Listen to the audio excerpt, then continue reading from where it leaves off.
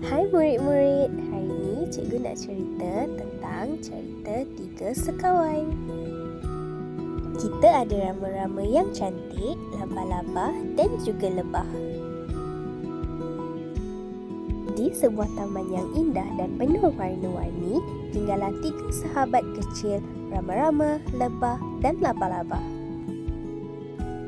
Setiap pagi, rama-rama akan terbang riang ke sana dan sini.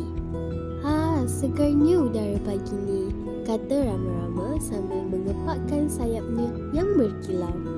Aku mahu menari di atas bunga ros. Dari kejauhan, lebah terbang laju menghampirinya. Selamat pagi rama-rama, sapa lebah dengan ceria. Jangan lupa, bunga itu bukan hanya untuk menari. Aku perlu kumpulkan madu juga tahu, katanya sambil tertawa kecil. Rama-rama tersenyum. Jangan risau, aku cuma singgah sebentar. Tidak jauh dari itu, laba-laba sedang bekerja dengan tekun. Tarik, ikat, gulung. Siap, kata laba-laba sambil memerhati jaring barunya. Sarang ini pasti lebih kuat daripada semalam.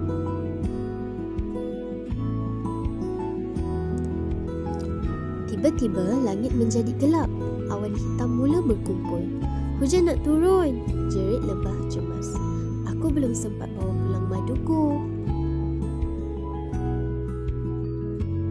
Aduh, saya tak suka basah, kata rama-rama dalam keadaan panik. Hai kawan-kawan, mari cepat masuk ke dalam sarangku, panggil laba-laba. Di sini kamu akan selamat dan kering.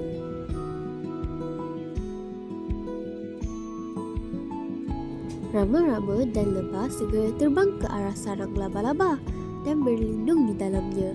Terima kasih laba-laba, kau benar-benar penyelamat, kata lebah sambil mengelak sayapnya yang basah.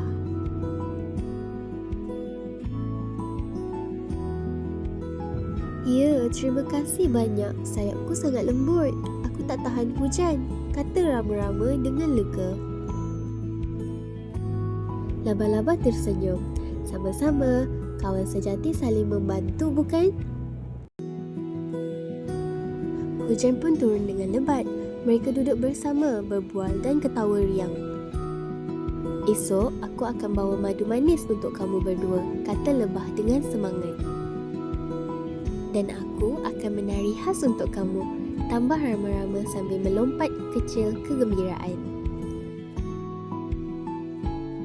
Aku juga akan bina sarang yang lebih besar supaya kita boleh berkumpul lagi lain kali, kata laba-laba dengan bangga. Ketiga-tiganya tersenyum bahagia. Sejak hari itu, mereka sedar dengan komunikasi, saling membantu dan hati yang ikhlas, persahabatan akan kekal selamanya. Sekian, terima kasih.